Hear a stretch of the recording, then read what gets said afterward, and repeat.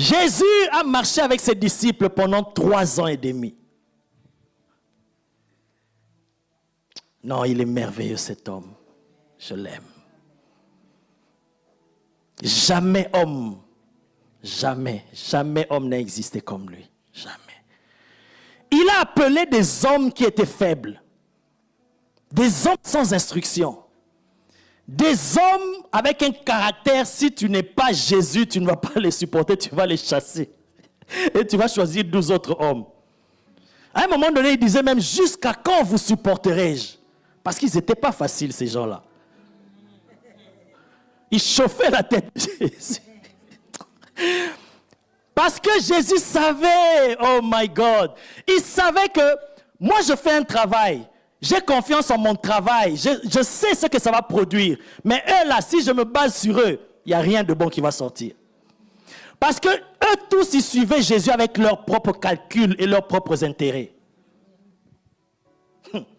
Des gens qui se disputaient, qui est le plus grand entre nous? Après Jésus, c'est qui le plus grand?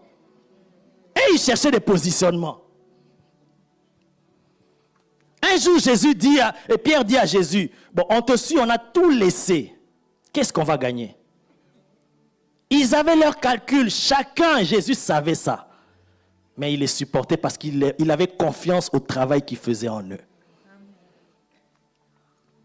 Un homme comme Pierre, sur qui Jésus voulait bâtir l'église.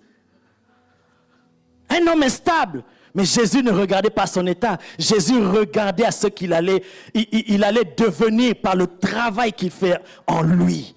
Voilà pourquoi Jésus, quand il te regarde aujourd'hui, ne regarde pas comment tu es aujourd'hui. Il ne regarde pas cette femme faible que tu es aujourd'hui. Mais il regarde cette femme puissante que tu seras demain.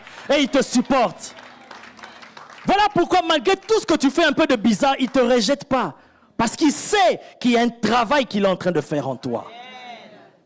Il est patient. Un homme qui renie Jésus. Pas par hasard. Hein? Pierre n'a pas renié Jésus par hasard, non? Par hasard, c'est une fois. Mais il a renié 2e fois. Ça encore, c'est du hasard, non? Il a renié encore 3e fois. Ça encore, c'est du hasard, non?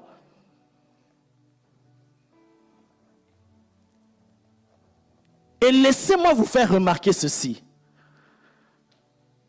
Quand Pierre a renié Jésus, il s'est passé quelque chose de terrible.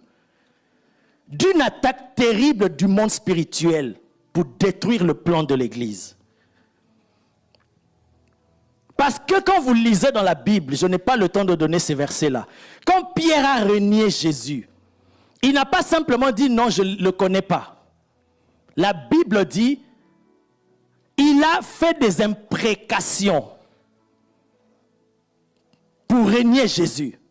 Donc pour dire que si moi je le connais, que Dieu me traite dans toute sa rigueur, je ne le connais pas. Ça veut dire qu'il a tiré sur lui-même une malédiction éternelle. Et c'était ça le diable. Quand Jésus a dit, Pierre, attention Simon, Satan vous réclame. Il veut vous cribler. Mais moi j'ai prié pour toi. Jésus. La grâce du Seigneur Jésus. Sans la grâce du Seigneur Jésus-Christ. Voilà pourquoi on commence par ça.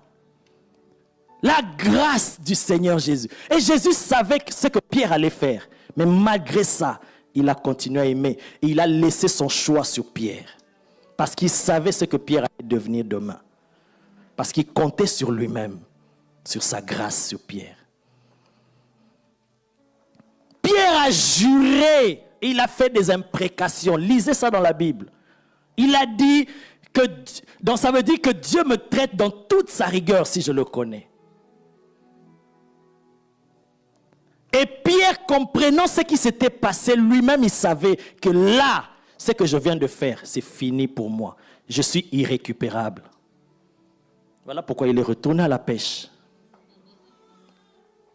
Et même quand Jésus a envoyé son ange pour dire, allez dire aux disciples, il n'a pas dit, allez dire aux disciples que je suis ressuscité qui me précèdent. Il a dit, dites à mes frères et à Pierre. Pourquoi il n'a pas dit seulement à mes disciples? Parce que Pierre lui-même, il savait déjà que je ne suis plus disciple du Seigneur. Avec ce que je viens de faire, je ne suis plus disciple. Mais Jésus a précisé, dites à mes disciples et à Pierre que je le récupère. Il n'est pas perdu. Ma grâce te suffit. Oh my God. Voilà pourquoi, ayant régné Jésus 3 fois, quand Jésus le récupère, il dit, Pierre, m'aimes-tu? Il dit, oui Seigneur, je t'aime. Il lui pose la 2e fois, Pierre, m'aimes-tu? Il dit, oui, je t'aime. Pour la 3e fois, il lui pose la question, Pierre se met à pleurer. Parce qu'il a régné Jésus 3 fois. Et 3 fois, quand Jésus lui pose cette question, c'est comme s'il le tirait de sa corde, là, du trou, de là où le diable l'avait mis. Parce que le diable avait déjà enterré Pierre. Alors Pierre, l'homme sur qui l'église allait être bâtie, il est enterré. Comment l'église allait être bâtie? Vous voyez comment l'ennemi est mauvais. Mais la grâce du Seigneur Jésus-Christ, nous ne méritons rien. Est-ce que Pierre a mérité encore d'être récupéré par Jésus? Est-ce que toi, est-ce que moi, je ne mérite même rien? Comme disait l'homme de Dieu que j'ai beaucoup aimé, Kakou Sévérin, il dit, qui suis-je moi? Je déconne matin, midi, soir. Qui que tu sois, homme de Dieu, avec l'onction que tu as, personne ne mérite quelque chose de la part de Dieu. Personne. Personne. Personne. Mais c'est la grâce du Seigneur Jésus-Christ. Et quand cette grâce-là t'atteint, ça te conduit vers l'amour du Père.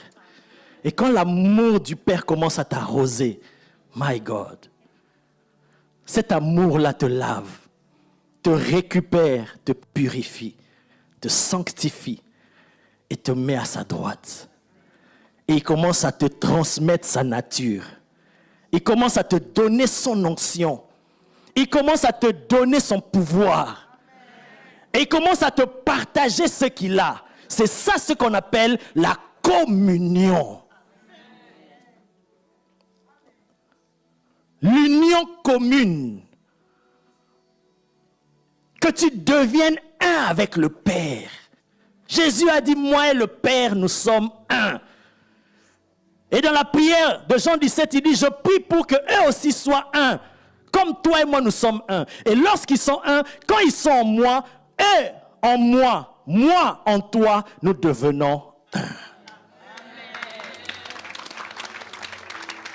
Et tu vas devenir ces chrétiens. Vivant dans la communion du Saint-Esprit, tu deviens une bénédiction pour les autres.